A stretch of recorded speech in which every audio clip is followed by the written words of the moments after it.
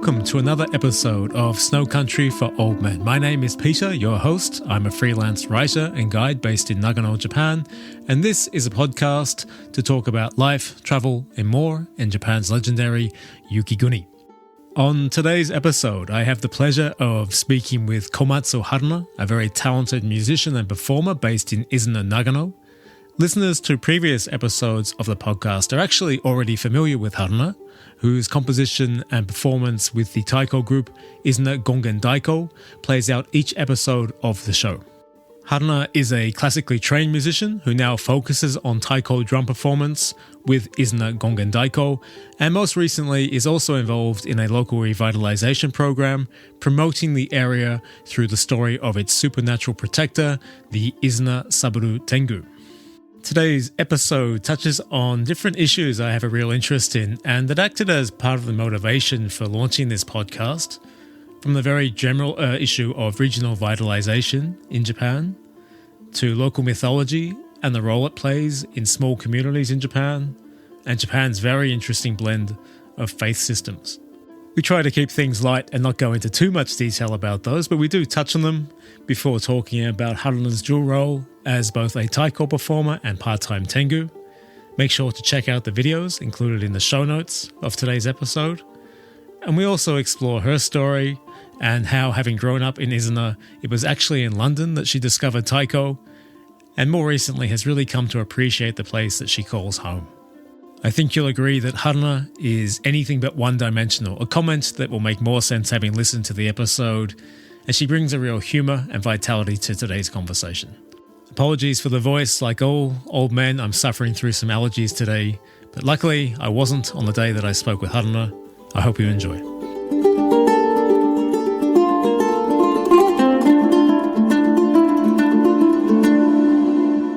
Welcome to Snow Country for Old Men.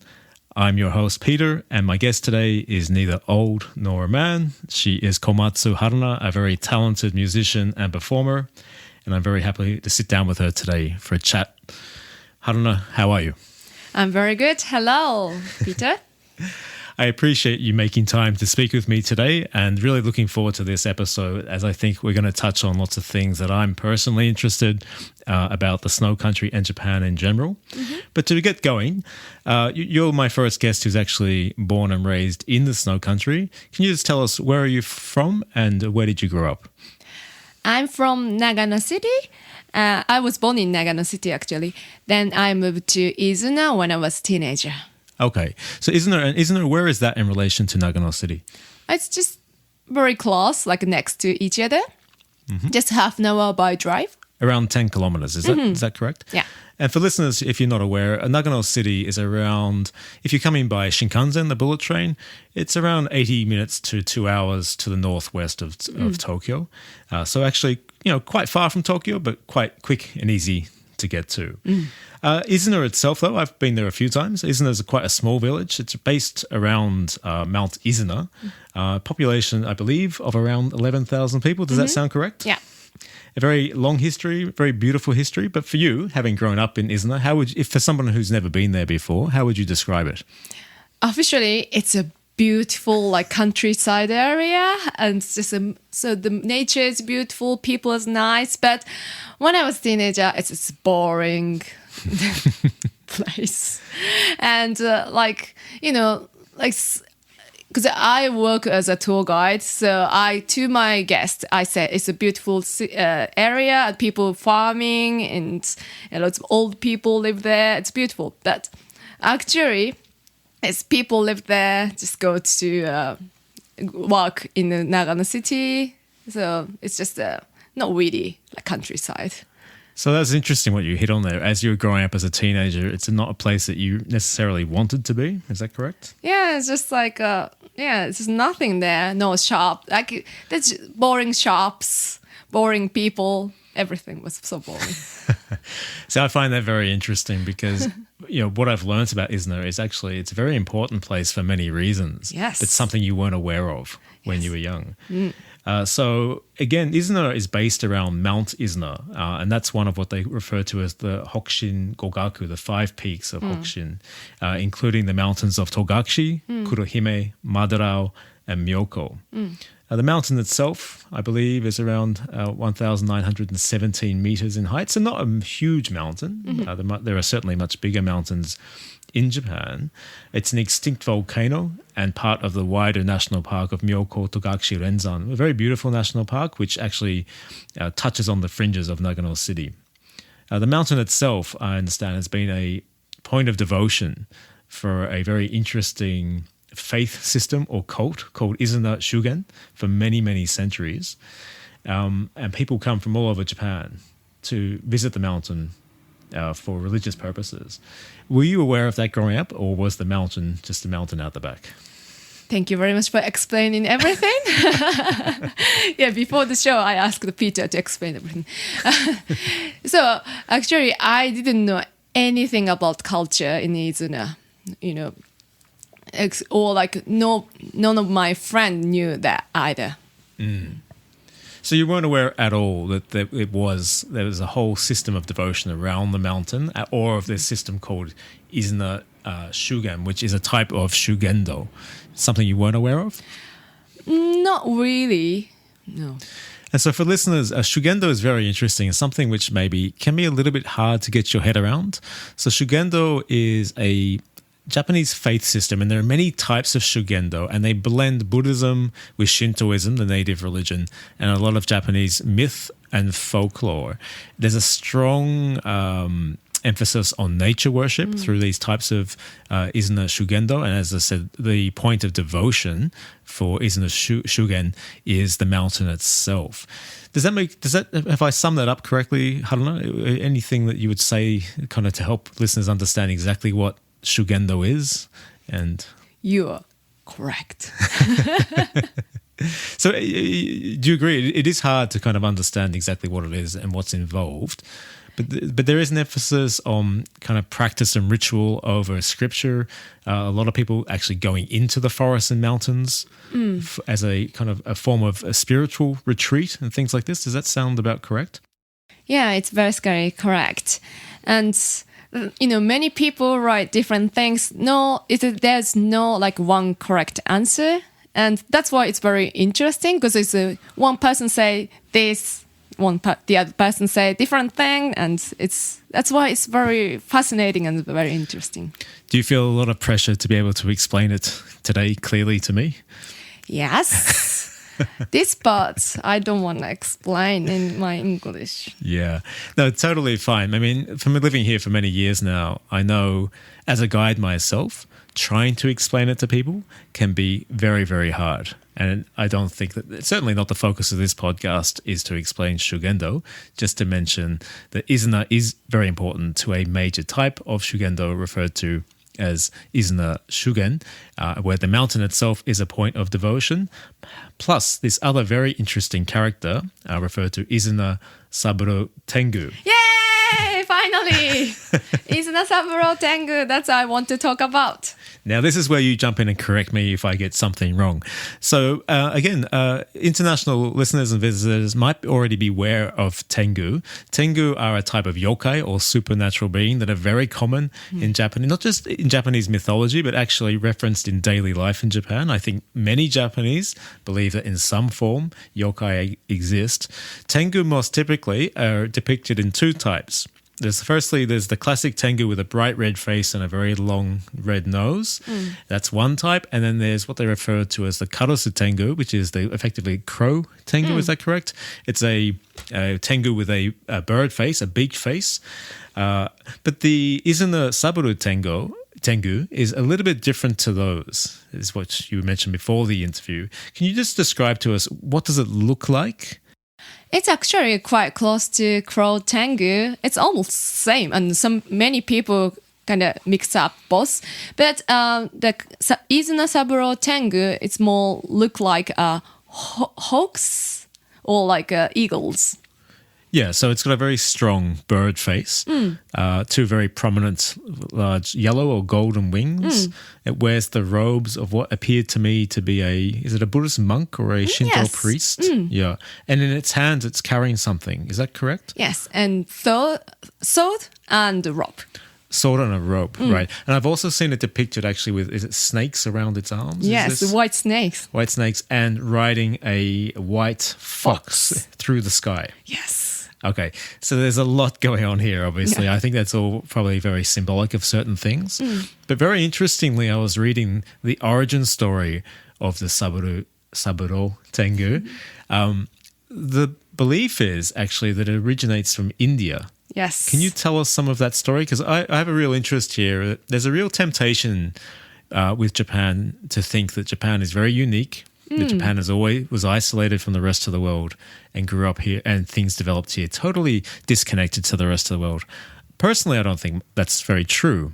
I think most cultures borrow and blend and are influenced by others. And here you have a story of a very local, what you would say, god or something of the local mythology, but actually originates in India. Yes, like 10 prince decided to come to Japan to save people, and like they went to different mountains, and one of them is the Saburo Tengu, Saburo, and he became like a deity Tengu, and he decided to be the prince changed his body to the Tengu and decided to reside in Iizuna mountain, and that is the story. So, and he protects Iizuna, is that? Yes.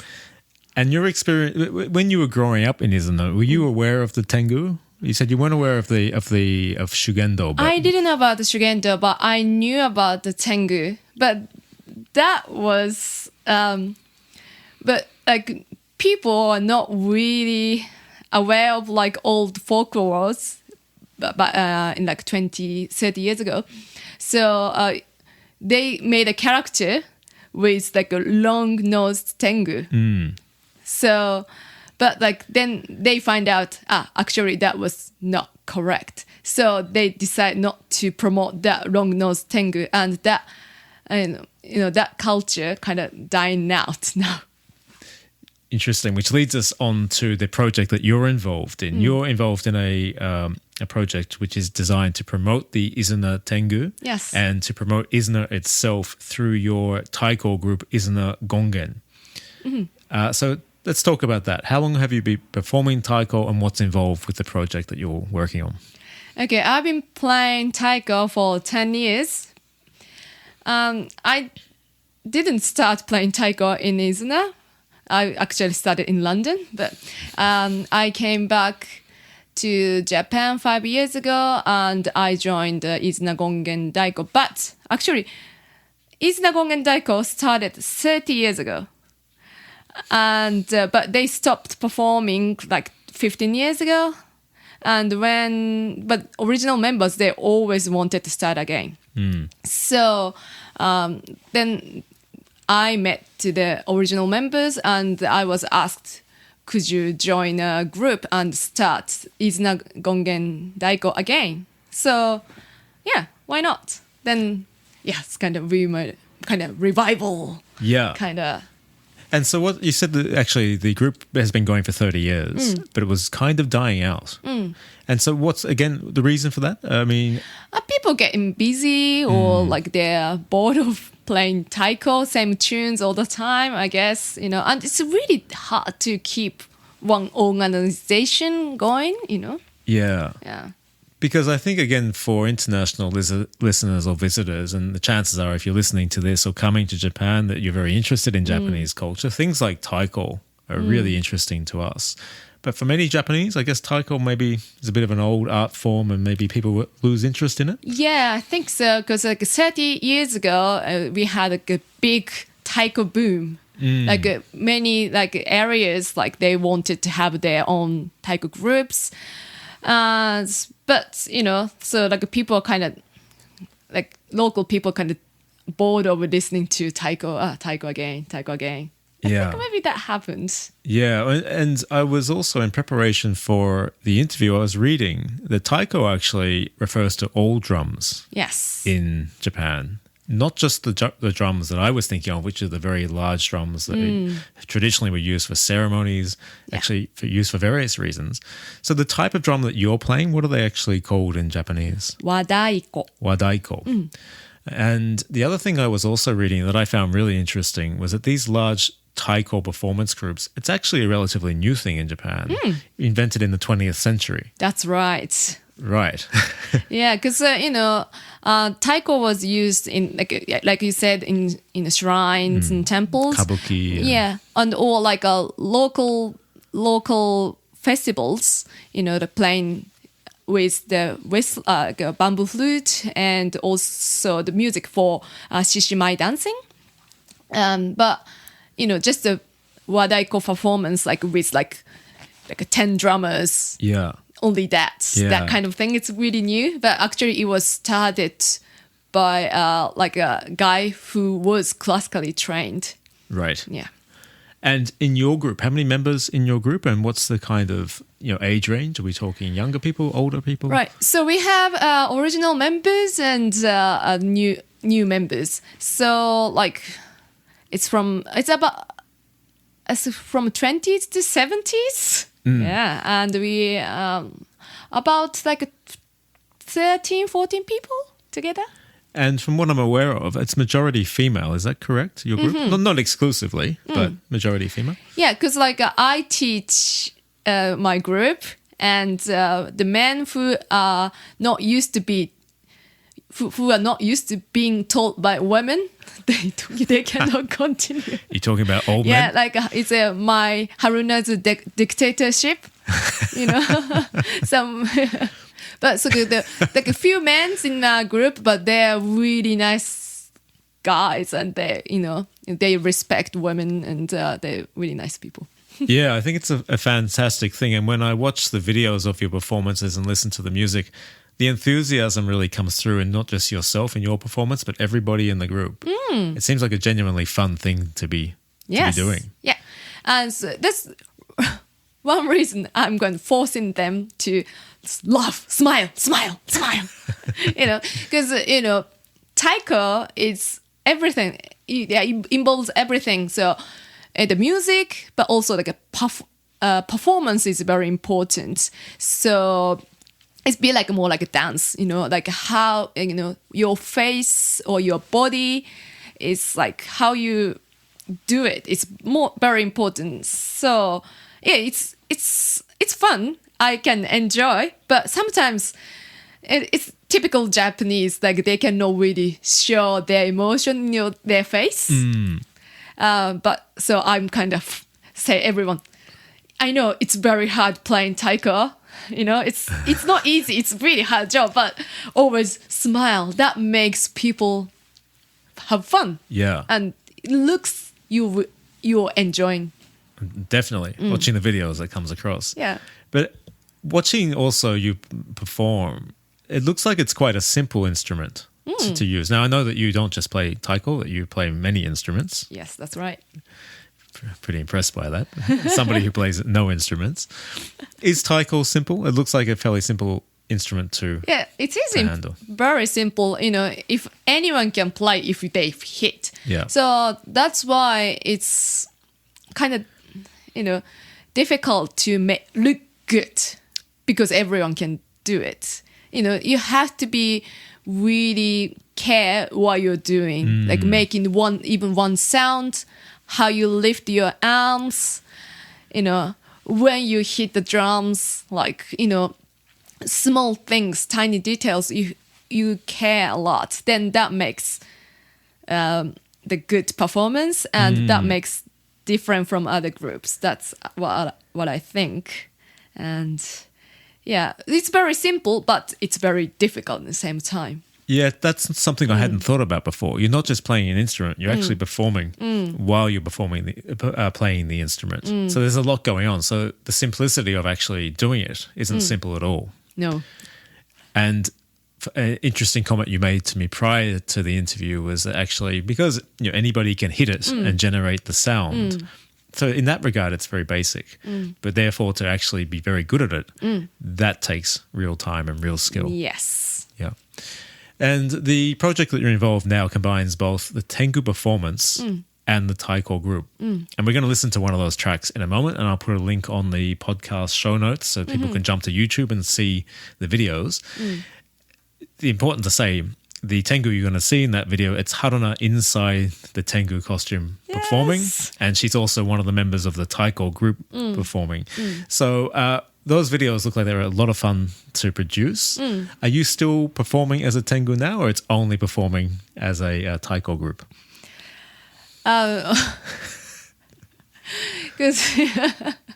I want, I don't mind playing Tengu, but Taiko performance need good Taiko performer. Right. So I usually play Taikos, and but like taking turns, like my Taiko group members, like few of them can do Tengu performance too. And how often are you performing? Are you performing very often? Yeah, after the COVID is the situation is better. Yeah, we've been performing like every month. Yeah, a lot. And the project that you're involved in itself is really an attempt to help revitalize the Iizuna community. You mentioned that not only was the Taiko group really starting to lose popularity, not so many members, but it's a way to promote both the Taiko group and also the community itself, right? Because as I'm aware, Iizuna is very typical of some of the little communities up here across Japan, actually, but especially in the snow country, where depopulation is a big problem, and aging population. And so it's really a way to promote the community and get people interested to visit Iizuna, but maybe more than visit Iizuna, maybe choose to relocate there. Is that part of the reason behind the project? Well, not really intentionally doing that, because just I really like Tengu's story. That kind of existence is very important for human beings. That's, I believe, because it's not like a deity or not. It's kind of something between deity and like a yokai monsters, mischievous.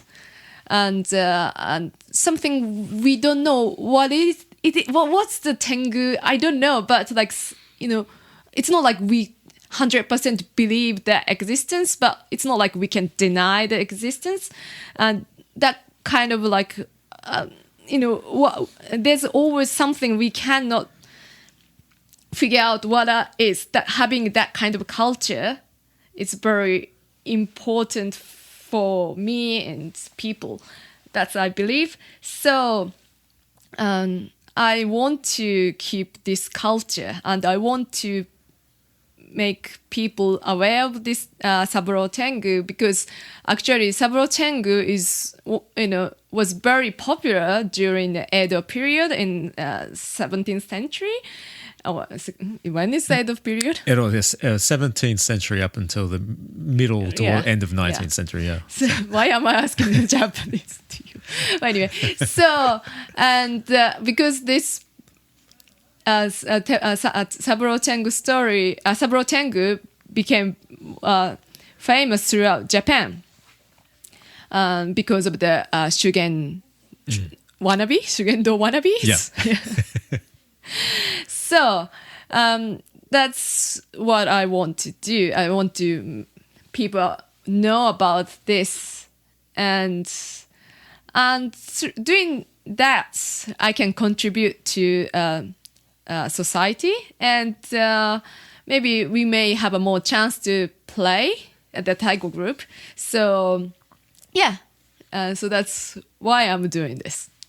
Am I answering your question? What was your question? I forgot. No, absolutely. That's exactly what I was after. Yeah. Well, why don't we have a listen to one of the tracks right now, and then we'll come back with part 2 of my interview with Haruna.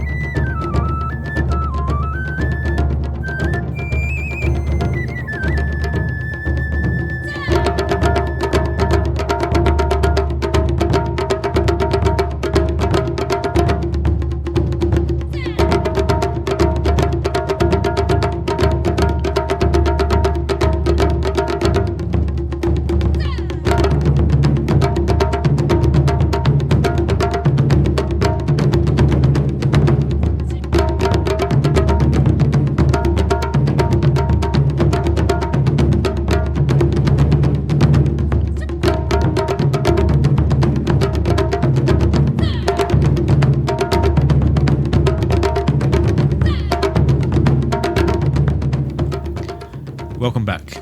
So we've just listened to, I don't know, one of your tracks, and for listeners of the show, I'll put a link in the show notes so you can see the video on YouTube. The first thing to mention is that it's Haruna performing inside the Tengu suit, and she's also one of the Taiko performers performing in the group. The video itself, I think, is really well done. First question I have for you is, what was your inspiration for your performance as the Tengu? Was that choreographed, or is that just you choosing to do what you did on the day? How did that happen? Just I imagined how, maybe Tengu would perform like that, would move like that. Actually, I asked the dancer, who is contemporary dancer, what I should do, and she just said, like, do a bit of a bird-like movement. That would be interesting. Very kind of stilted and moving, very sudden, right? Yeah. Yeah. Otherwise, doing that. Can you describe that? I'm doing this action. Haruna's waving her arms in the air, more or less. Yeah, I'm not a dancer or anything. Yeah. But it looks good. I mean, and it looked like you're enjoying itself, and you get the character of a Tengu, because Tengu, again, like a lot of yokai, they're hard to explain if you don't have any background, but they're not necessarily good or bad. They can do good things. They can also do bad things if they want, but they're fairly mischievous. Yes. Yeah. So I think a lot of Japanese, when, for example, you put something down in your house and you go back to get it later and it's no longer there and you find it in another room and you wonder, how did it get there? Japanese might attribute that to a yokai, not necessarily a Tengu, but a yokai has come in, they've played with it, and they're playing a trick on you by moving it, right? I think that comes across in your performance, that the Tengu is known to have a lot of humor and a bit of mischief about it. The other thing which you mentioned to me is that you actually composed that music yourself. Yes. I'm really impressed by that. Like, can you talk to me more about that? So my impression was that Taiko, it's an old art form, so all this music is just being handed down over generations, but you're composing your own music. Yes, I did. So I wrote 2 tunes. The one tune's about, a Tengu fighting in the mountains. And the other tune is just Tengu is flying on the mountains. And I tried to write the music because Tengu is from India. I tried to have a bit of an Indian music influence, but actually it didn't really. But but when I was writing, I was listening to Indian music, so maybe it influenced a little bit. And also I'm classically trained, so it's all like sheet music and everything I wrote. Classically trained in which instrument or which instruments? I started playing piano when I was 4. Okay. And then I started playing clarinet when I was 13 in a school band. And still playing clarinet now, or it's more your focus is Taiko? Yeah, I don't play clarinet that often anymore, but yeah, so my main focus is Taiko, definitely. And you mentioned earlier in the interview that you actually were introduced to Taiko when living in London, not in Japan, which really surprised me because obviously I would think that it was in Japan. Can we talk about that? How did you end up living in London, and when were you there? Okay, so when I was a teenager, I really wanted to see David Bowie. He was my hero. I wanted to see him, so I moved to London. Then I realized that he doesn't live in London anymore. Like, oh, he lives in the States. Like, what? But here I am. Yeah.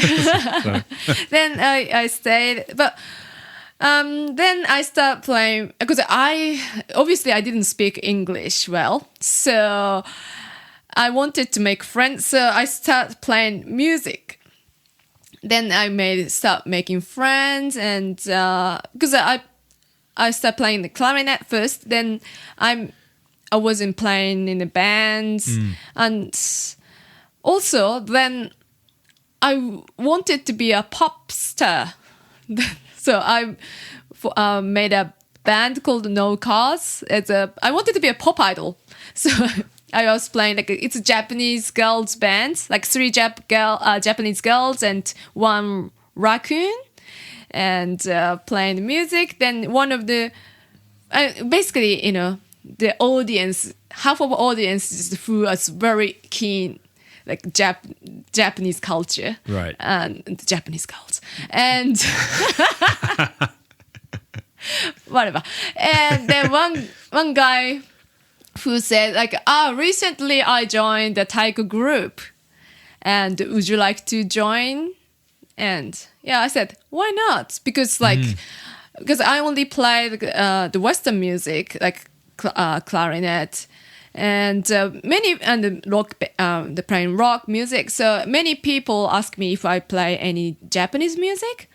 So maybe it's good if I can play a little bit of Japanese music. So I joined the Taiko group, but that Taiko group was kind of quite well-known band in the UK, and so I soon start performing like in like many shows. Also played outside of the UK, such as like Morocco or Oman or Lithuania. Yeah, so yeah, then that's kind of became my job, being a Taiko drummer as well. So I performed a lot. Yeah, it's such a surprising story that, again, that you would go all that way to just be introduced to something which you said is quite common in this part of Japan, is Taiko performance. So how long were you in the UK for? I was there for 13 years. And so by the time that you came back to Japan, were you quite accomplished as a Taiko performer, or you still were kind of learning the art form? I was quite good. Yeah. Because I made some money. Yeah. But not exclusively Taiko performance. Like, from what I understand, in the UK, you were doing lots of different things while you were there. I was also playing clarinet professionally. I would, performing in a jazz band, like on Sunday, like swing music in front of old people and playing, famous. For Cockneys, like neither mother blonde, neither mother brown. Do you know that tune? No. What is that? If you ask any old Brits, like they know it. Yes, it's a very old tune from Cockneys tunes. But like swing music, I played, and also I was with like eco-friendly Jewish girl called Jess.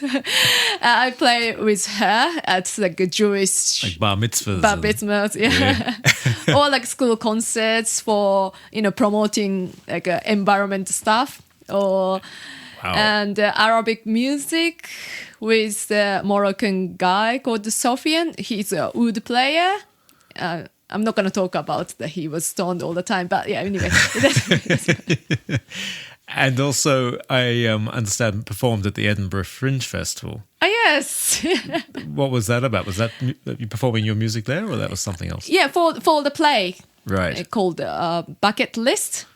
Okay. Yes. So this is all very interesting, because you and I, we sat down to a dinner last year when somebody, do you remember that dinner? Somebody at the dinner made a comment that all Japanese women are one-dimensional, is what they said. Do you remember that comment was made? Yes. And it kind of shocked both of us. And I feel possibly he was just trying to, the person who made the comment was just trying to liven up some conversation.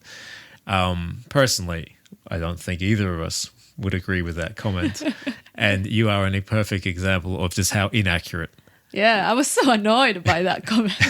I was like, what? What are you talking about? Yeah. Yeah.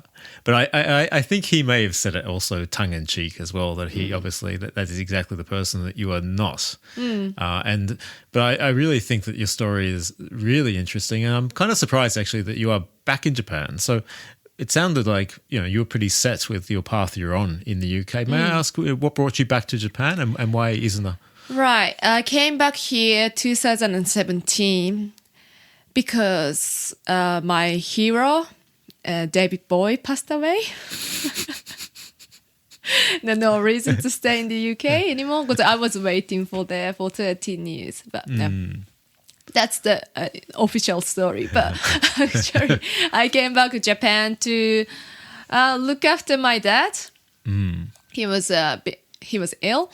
But also, like, I kind of had enough of London, and the reason why I left Japan because I was it's kind of difficult to fit in the society, and I was under pressure in Japan because everyone said to me like you should work in a good company, find a good husband, kind of really typical social pressure. But I thought I was more grown up and I'm more stronger. So if I come back now, maybe I can be myself and I can live my life. So I wanted to give a try. So I came back to Japan. And how was that adjustment? Because I know, speaking with other Japanese friends who have lived overseas for a long period of time and then come back, especially Japanese women, the transition can seem to be kind of tough, right? To come back and play that role in Japan of a Japanese woman and the expectations that maybe come with that. Is that something that you experienced? Yes and no. Because I knew that would happen a lot. So I try to avoid as much as I can. I decided to be a freelancer. I don't want to work in a company and, say nothing to my boss. I don't want it to do it. But I want to work in a snack. Can you explain about the snack? Snack bars are really common throughout Japan. They're found in all cities and the smallest towns. That's one thing, even in the smallest town in Japan, it's guaranteed to have a snack bar. They are usually where you go and there's people working in the bar who are there to keep you company, and typically female. Yeah. And they entertain mostly a male clientele. And most of it is just that. Am I correct in understanding? Because I don't have an intimate knowledge of snack bars. Yeah, but snack is like a kind of retro culture. It started in Showa era. Showa is like... Showa is the kind of early, middle 20th century. Yeah. Yeah, so I really like that kind of culture. So I start working in a snack in Iizuna. That was the very... When you came back? Okay, yeah, when I came back, right. I start working the snack. That was the most kind of local experience for me. And I experienced like men like trying to be bossy. Yeah. Then I tried to be a cute Japanese girl who don't know anything about it, but I couldn't. I was going to say, how long did that job last? Actually, I worked there for 2 years. Yeah, so my day, because I work only like Wednesday or something, and then the customer who come to my day is just the people who can put up with that. Yeah. Put up with me being a bit, Opinions. Everything that you have to say. Yeah. I had no idea. And specifically, why isn't that? Because you said you came back for family reasons, but you've chosen to stay in Iizuna rather than, for example, head to Tokyo or somewhere else. So why are you choosing to live here now at this stage of your life? Until 1 year ago, I wanted to move to Tokyo. Oh. Because I never lived in Tokyo. No. But I started this project of Tengu. And through this process, I learned about the Tengu more and the culture. And I started to like Iizuna more. And I love I kind of start to appreciate the nature. I'm getting old. And then now I feel I want to live my hometown for good, or at least for now, I decided to live here. So it sounds as though, I don't know, you've really only fairly recently discovered this real pride in Iizuna and where you're from and want to be there and part of the community. And the project itself is designed to help instill that same pride in other locals, to give them something to stay there for and help build this community, because like a lot of rural towns and villages in the snow country, one of the big issues in Iizuna is depopulation, an aging population, and most young people choosing to leave. So I think the project that you're involved in is really wonderful, and I wish you all the best with it. Thank you so much for your time today. I hope you enjoyed the interview and didn't feel too much pressure to explain things. Yeah, I really enjoyed the show. Thank you. No worries. And if someone's interested to learn more about the project or would like to see videos of your performance, where can they go to do that? Yeah, check out YouTube channel or website. Okay, and I'll put both of those in the show notes. And if anyone was interested in getting in contact with you directly, for example, to find out about seeing your group perform, or if you were living in the area and were interested in actually joining the group, how can they get in contact with you? There's an email address on the website or Facebook or Instagram. You can send us a message. Sure, and if they were to message you in English, is that okay? That would find its way to you somehow? Yeah, that's fine. Yeah. And obviously, listeners for the show, mostly foreigners living here in Japan or abroad. If somebody, is the group open to a foreign resident in Japan joining the group? Yeah, absolutely. As long as they can put up with my, me being very bossy or dictatorship. Maybe email me first and I'll give you some tips about how to handle that and then go from there. But again, Haruna, thank you so much for your time and hope you enjoyed. Thank you very much. Arigato. So that's it for today's episode. Another very big thank you to Haruna. I really enjoyed speaking with her and really appreciate that she gave up her time to do so. Make sure to check out the show notes for links to both Haruna's Taiko group and Tengu performance. Our website is www.snowcountryforoldmen.com. You can also follow us on Instagram at snowcountryforoldmen, Twitter at snowcountrypod, and Facebook, Snow Country for Old Men.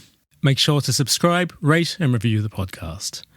From today's episode onward, we'll move to our regular bi-weekly schedule with the next episode available in a couple of weeks from today. And to play out today's episode, again, we have Iizuna Gongen Daiko with another of Haruna's fantastic compositions. I hope you enjoy, and we'll speak again in a couple of weeks. Bye for now.